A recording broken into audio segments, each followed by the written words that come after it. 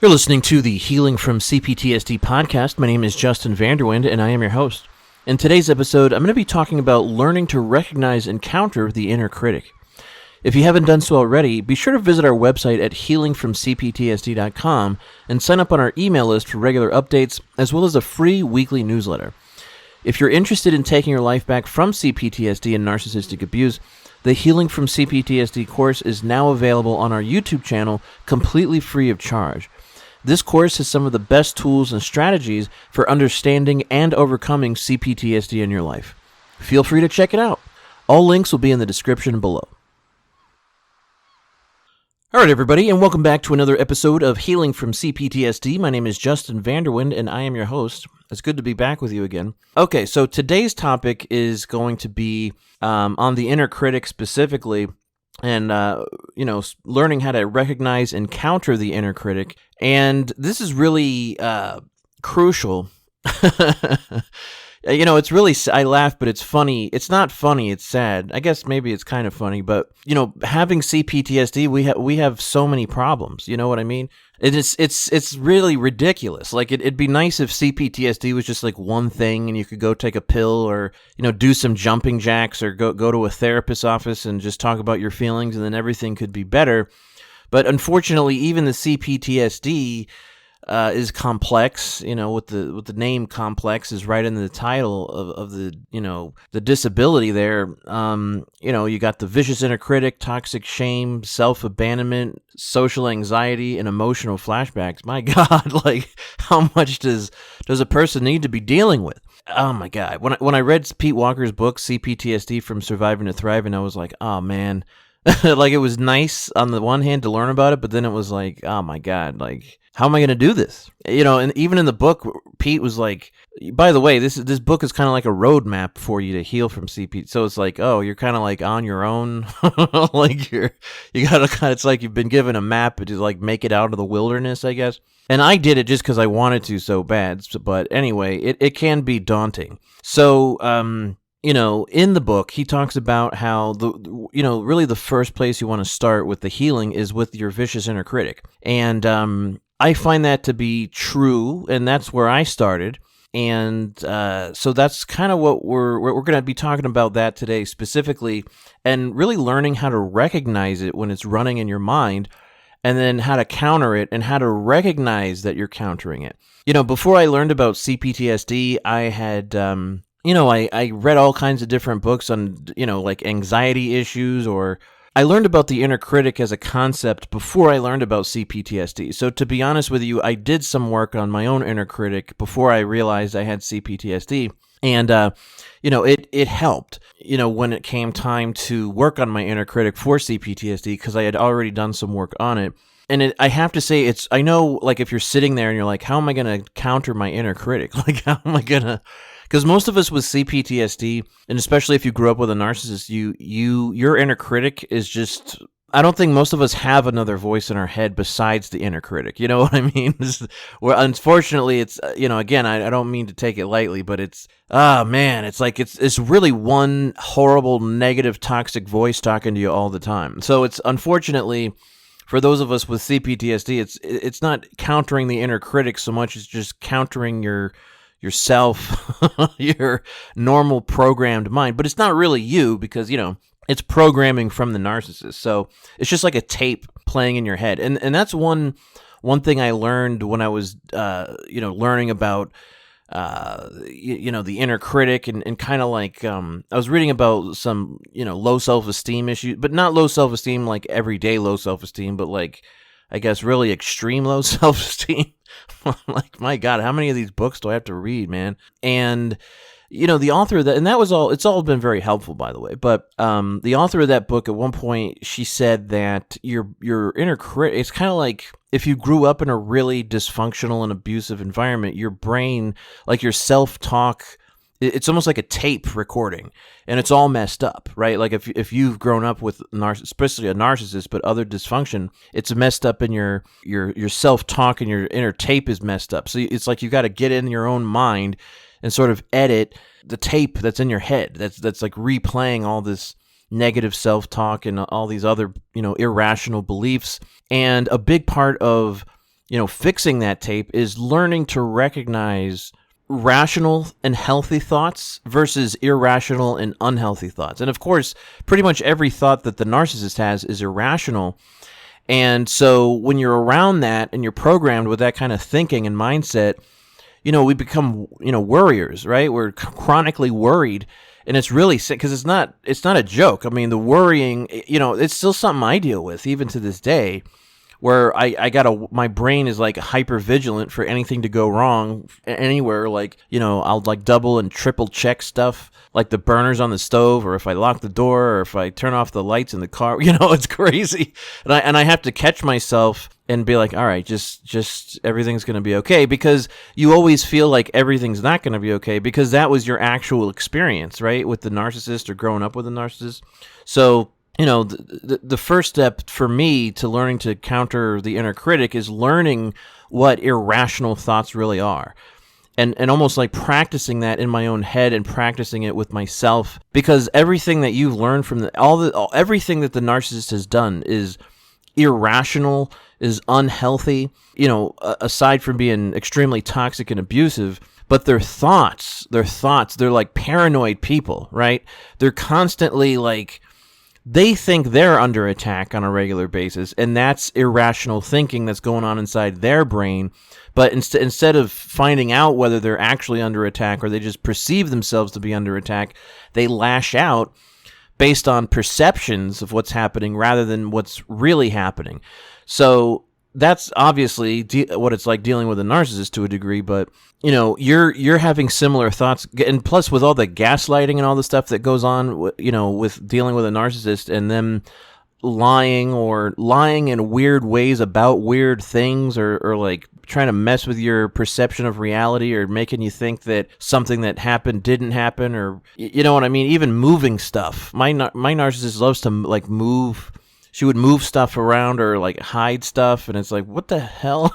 Like, am I losing my mind? Or because it's like, it's one thing to like put something somewhere that you didn't expect, but I swear to God, like this woman was messing with me at different times, because it's like when you finally find what you're looking for, it's like, well, why is it here? This is weird, right? Like, I don't know if you have any experiences with that type of stuff. But anyway, these are just different things that the narcissist likes to do to mess with your head and mess with your reality. So what you've got to do is take your reality back and learn. We talked before about learning to recognize healthy versus unhealthy behavior.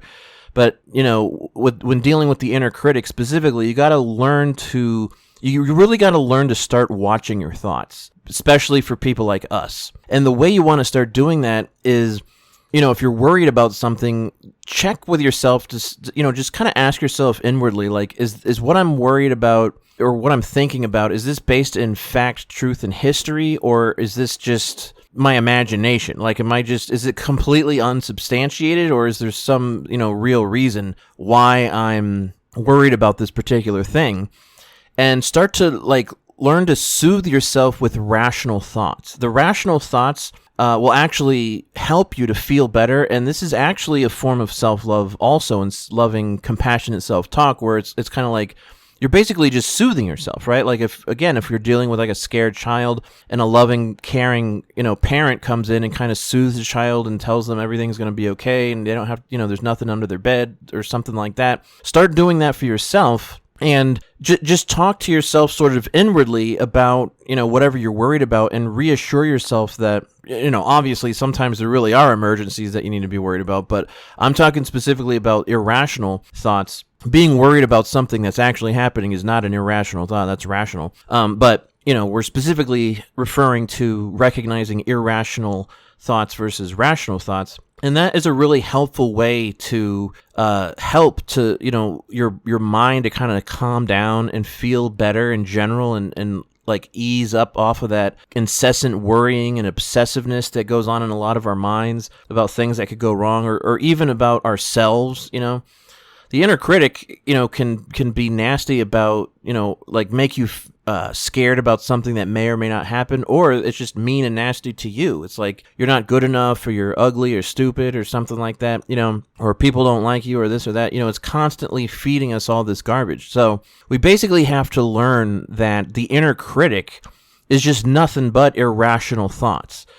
And when we start learning how to practice rational thoughts, what'll happen is, because at first it's kind of weird. You're like, oh, okay, like, is this the inner critic right now, or am I supposed to hear a voice, or what am I supposed to say to myself to counter this? But the truth is, just practicing self-soothing, self-reassuring, self-loving thoughts with yourself will do the trick. That's all you really need to do in order to counter the inner critic. It doesn't have to be complicated. And again, it really just comes back to practicing self-love. And I know we talk about that a lot, but it really is that's the main key, is learning to practice self-love. Because the truth is, the worst part about narcissistic abuse for me is that we were deprived of real love ever, especially if you grew up like that, right?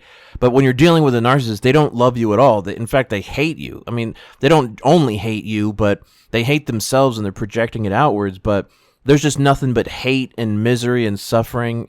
There's no real love. So instead of like continuing that pattern in your own mind with, sort of abusing yourself and your thoughts, or putting yourself down, or making yourself feel anxious and worried, start to give yourself the love that you never received. And when dealing with the vicious inner critic, that's giving yourself love at the level of your thoughts, right? You can, you can practice some inner child work, where it's kind of like, if you see yourself as sort of like a small child, and you are an adult now, and can kind of like love that child and make the child feel better and soothed on the inside, and talk to yourself. You can talk to your inner self, or your emotional self, the way like a loving mother or father would speak to their child, in a loving, caring, and soothing way.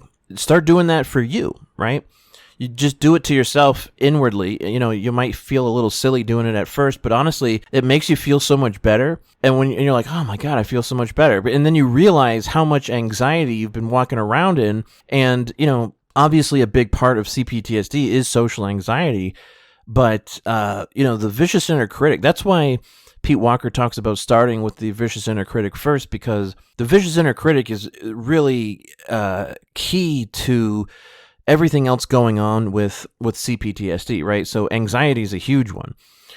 In fact, a lot of people that just struggle with anxiety in general, one of the methods for dealing with anxiety is exactly what we're talking about here when dealing with the inner critic, and kind of learning how to self-soothe and practice loving, rational thoughts to yourself. That's how you're going to counter the inner critic. To kind of share some of my own experiences with the inner critic. I mean, my God. After learning about CPTSD and emotional abuse and what emotional needs are and how to get my emotional needs met, my family's just nothing but critics, right? It's like, but not good critics, just inner critics, inner and outer critics. And it's just nonstop toxic stuff. And no wonder I always had anxiety, right? So I just grew up with an inner critic. And man, I was worried about everything. And I think this is a big part of why I was so shut down growing up and having trouble like opening up and connecting with others, especially in school and stuff like that, is because of the inner critic constantly running. But the hardest part about it is you don't even realize it, right? Like a lot of us, especially if you grew up like that, you don't realize you've got this inner critic constantly running and playing in your own head, sort of in your subconscious. And that's what I mean why it's crucial to be able to first recognize it and then counter it. But it'll, like the anxiety, it's like the inner critic and the anxiety, a lot of anxiety we feel are very, intimately connected.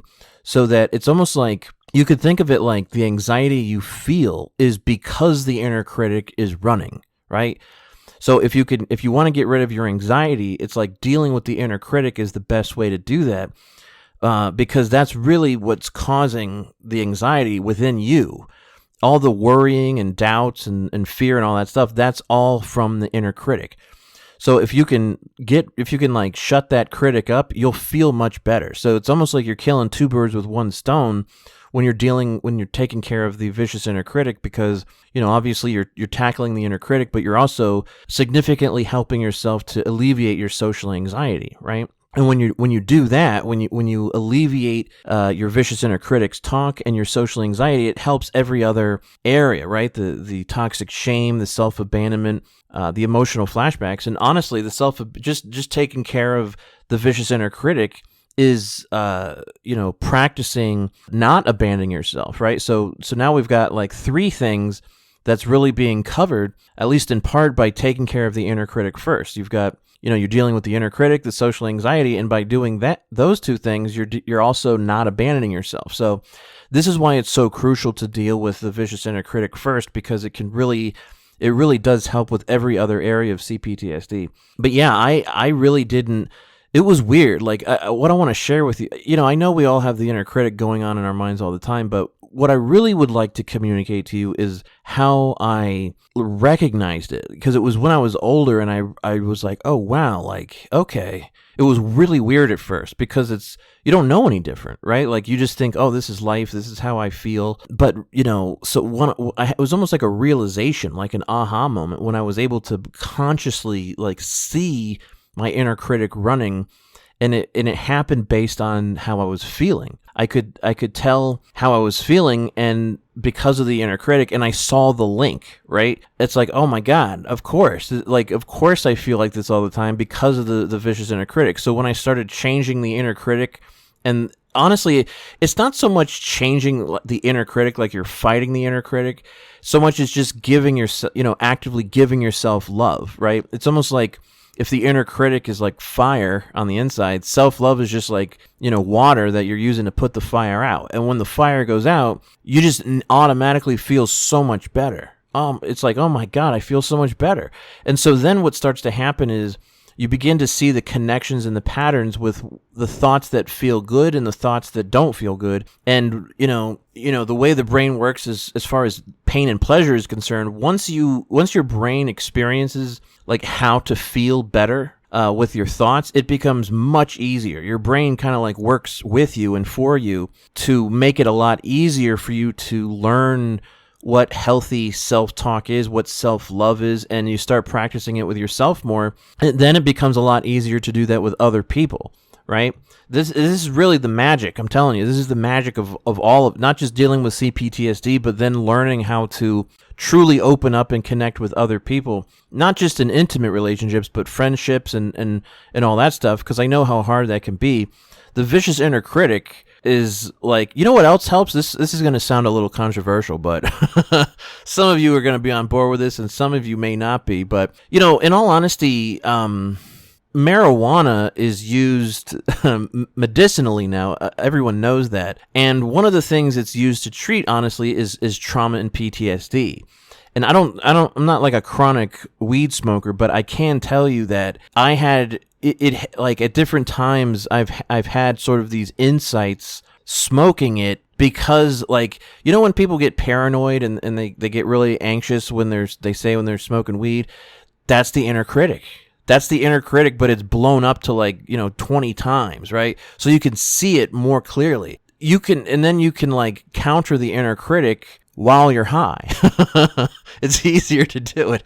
And then you start feeling better. Now, I'm not saying you need to go out and do this, but I'm telling you honestly, like, no joke. I mean, I think it can be really helpful, just medicinally. I'm not talking about going out and ripping some bongs here. I'm just saying, if it's medicinally helpful for people that suffer with trauma, and I'm telling you from my own experiences, it has helped me. I don't do it every day but it has helped me, to be able to see the inner critic and feel it, and then to learn how to soothe myself, right? That's really, it's really helpful. But once you can see and experience the connection between your thoughts and your feelings, and you changing your feelings like equals changing your thoughts, and you know like what your subconscious is telling you based on how you feel, it changes everything. It's a game changer, I promise you.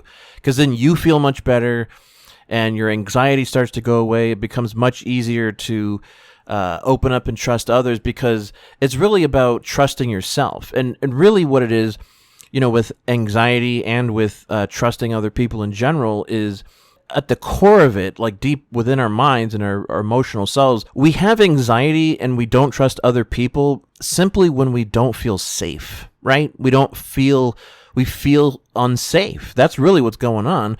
So when you practice self-love and you feel like your needs are being met, and that if that you can take care of yourself. Like if something goes down, or you can make sure that you're safe, or you're gonna be there for yourself and do whatever it takes to make sure your well-being and your safety is first priority. Your brain, it'll make you feel so much better.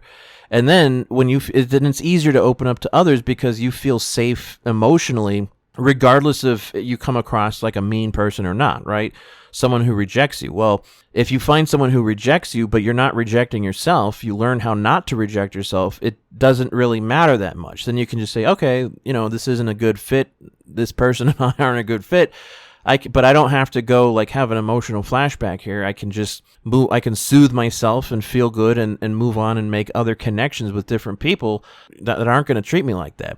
It's great. So once you start, what I mean is it's great once you start having these experiences and you can feel it for yourself. Then it's like, all right, like, do you notice how I'm able to talk on this podcast a little bit? Or in my YouTube videos, like I can talk. It's almost like I'm talking, or even with my blog posts, I learned how to, when I learned how to speak to my own emotional self, again, I know what other people want to hear on an emotional level. Like I know how to be loving and compassionate and kind.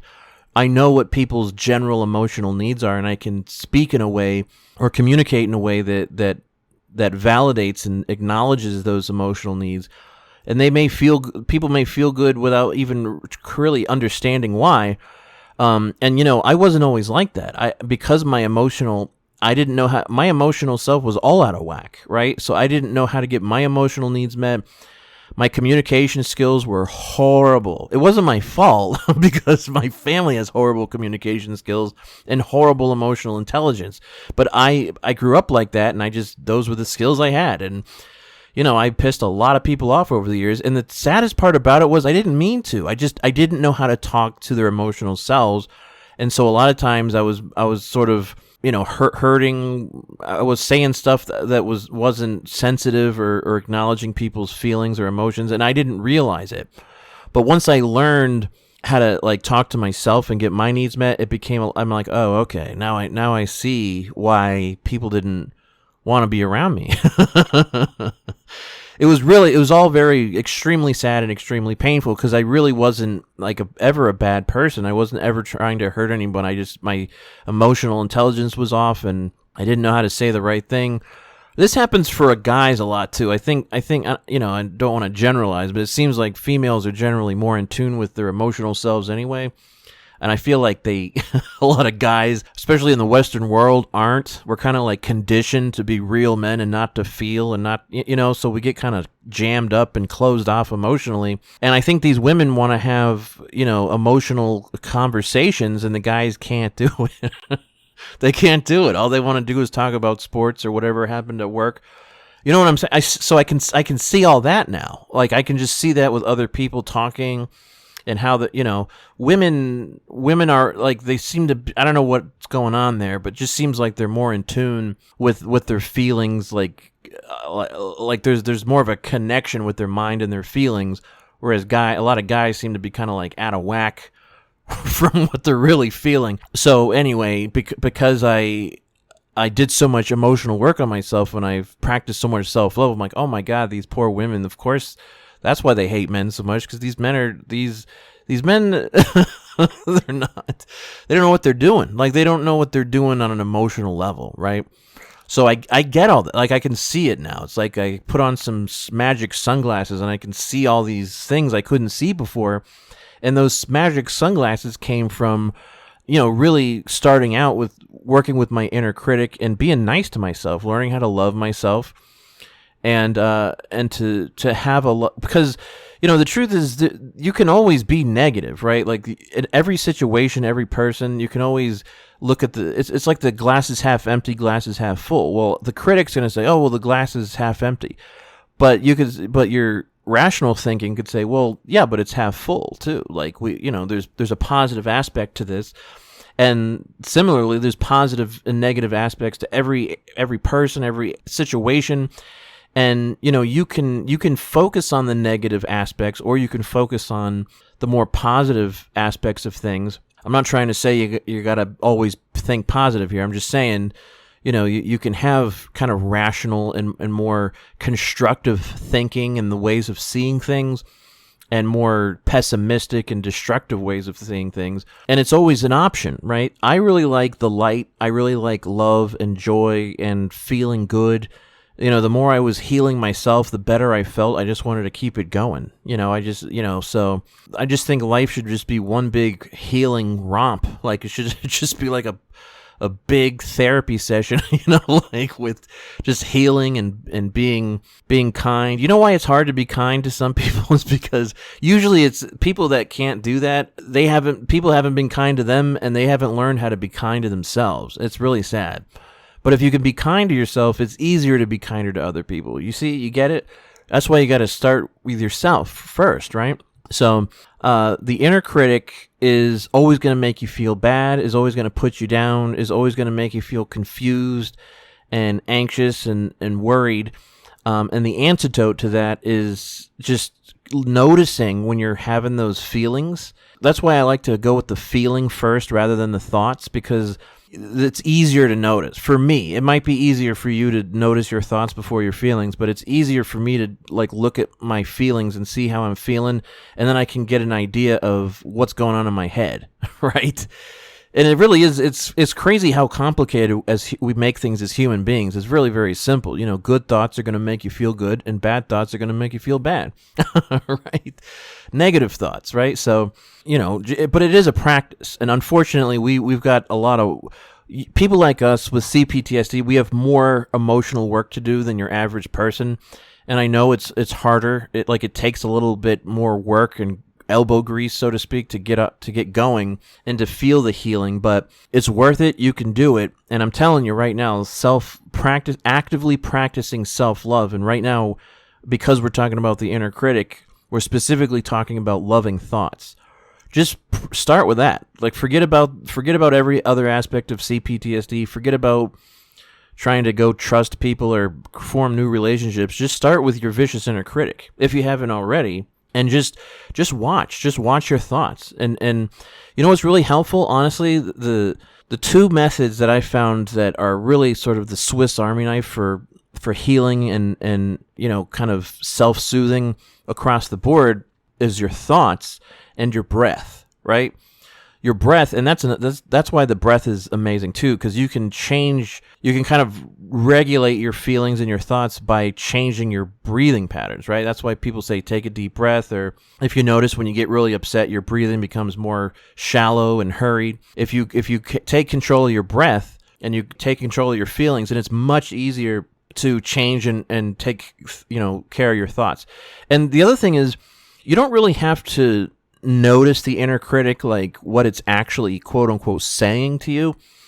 Just practice. If you feel yourself feeling bad or feeling worried or anxious or confused or something, just actively practice self-love and forget. It doesn't matter what the critic's saying.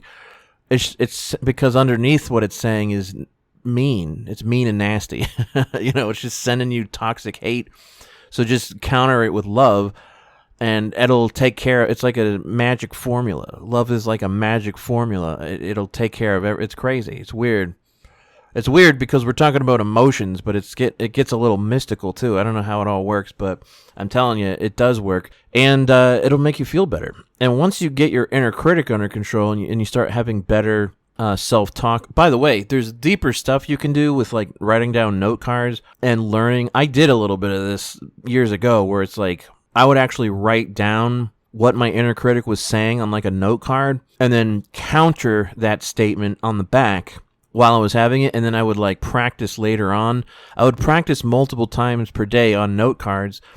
The note cards are great because you can kind of take them with you wherever you go. You don't have to do this, but it is really helpful. But I don't want things to be, I don't want you to feel overwhelmed or to get things that are getting too complicated, So you don't have to do that, but it is helpful. Or even if you can just do it once a week where you just write, you don't have to use note cards, but you just get used to writing down your negative thoughts and then countering them. It's a really helpful exercise, just sort of to rewire your mind to see the difference intellectually between irrational and unhealthy thinking and rational and healthy thinking.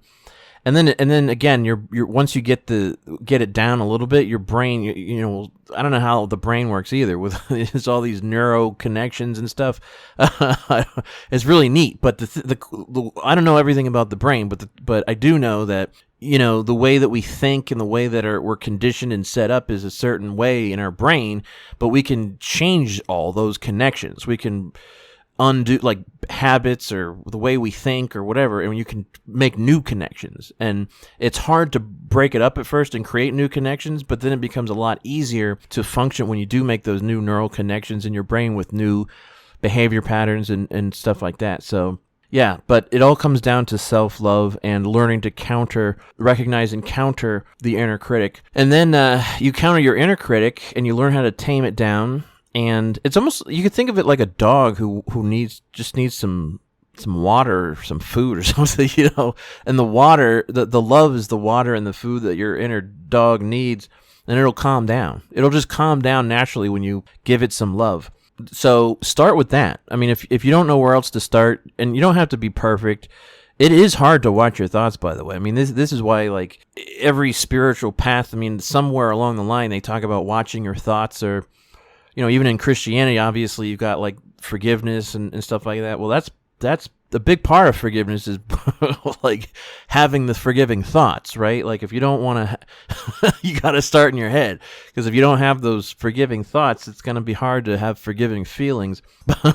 You know what I mean?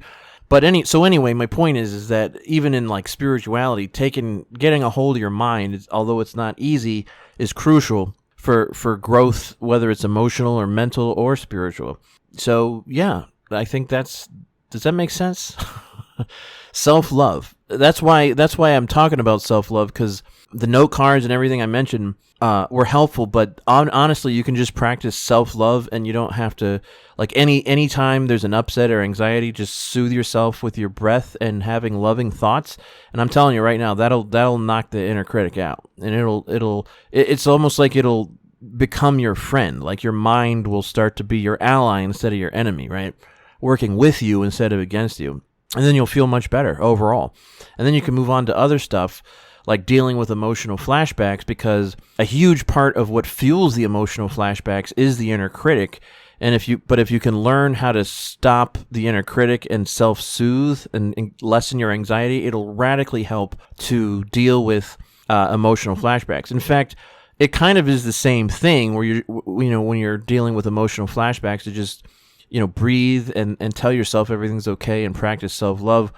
And that'll calm it down, right? You're like emaciated for love, so love is what you need, and you just got to start practicing it with yourself, and then it'll become easier to do it with others, and then you can find, like, healthier relationships and stuff because you love yourself. You're not looking for love from some outside source. You got it inside, and then the outer stuff will just sort of be attracted into you. So. All right, so that's what I'd like to say about learning to recognize and counter the inner critic. Again, always remember to take baby steps, and breathing and watching your thoughts as much as possible, and then just even if you can do a little bit each day, like just one, just you're driving along in your car and your mind is going a million miles a minute. Maybe if you could just stop it and say, "Oh, okay, those are some negative thoughts," like.